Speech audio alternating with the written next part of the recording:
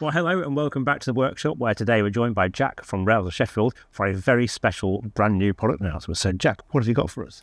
Very excited to share with you another addition to the Dapol Black Label range, available exclusively at Rails of Sheffield, which will be the Battle of Britain and West Country Class 462.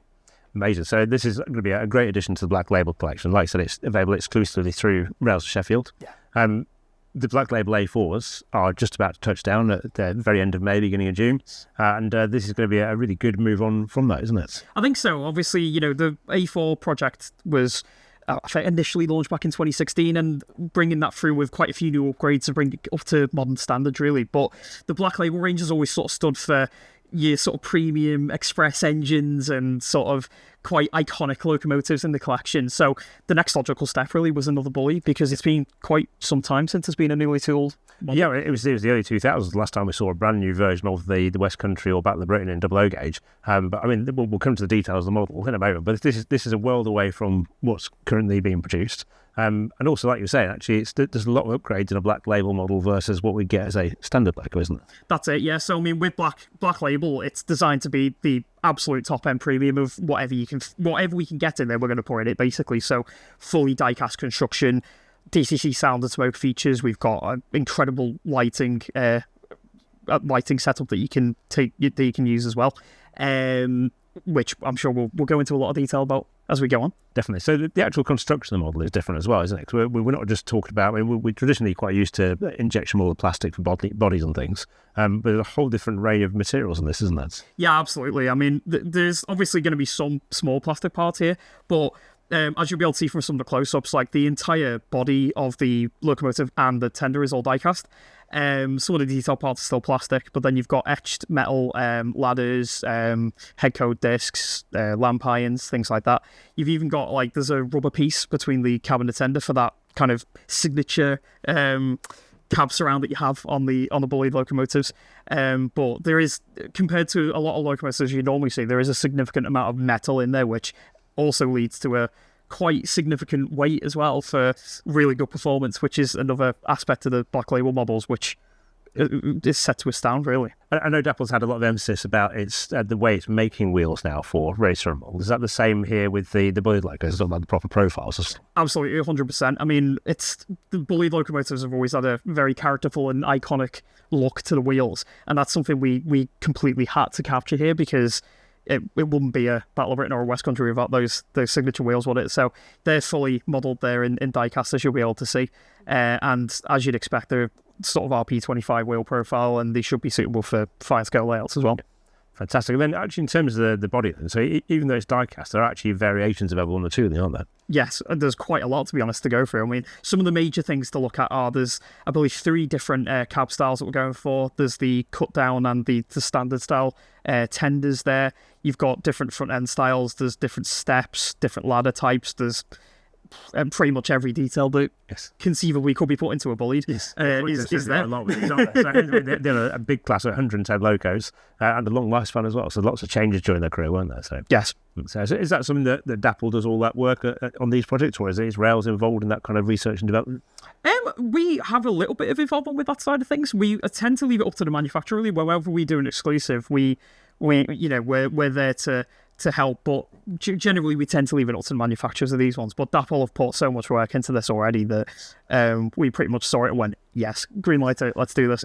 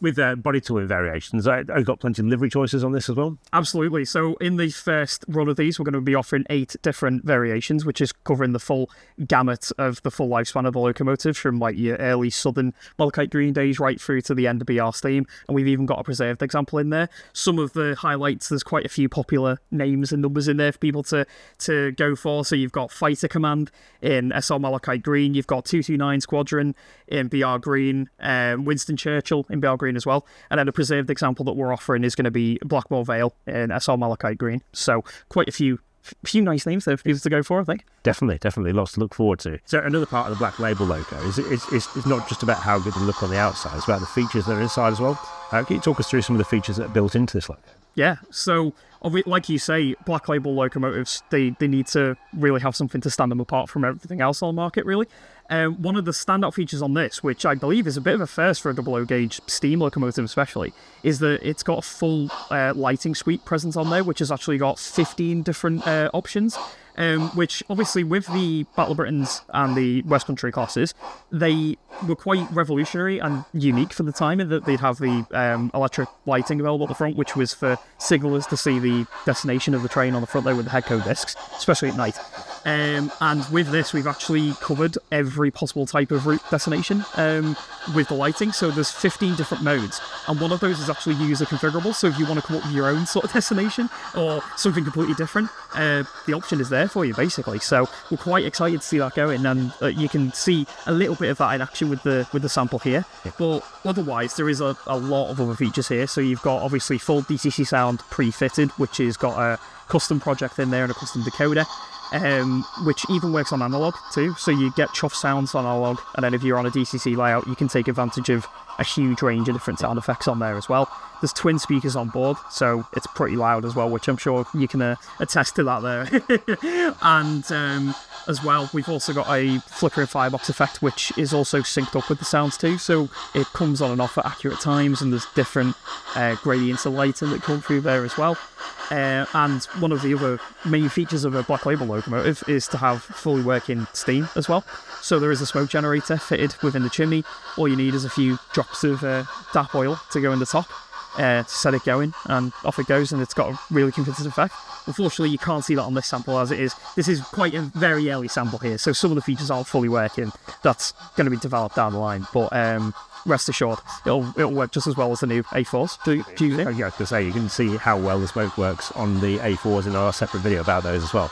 So one of the things I was going to ask as well about the loco in terms of the operational side is, are they all DCC sound and smoke generator fitted? That's right. Yeah, so there is no DCC ready version. No DCC ready, yeah. No, that's kind of almost a bit of a hallmark for Black Label as well, is that it's what you see is what you get, like, out of the box. But with it, it's all premium, all go from the start. So it's all pre-fitted. There's no analog or no DCC ready version.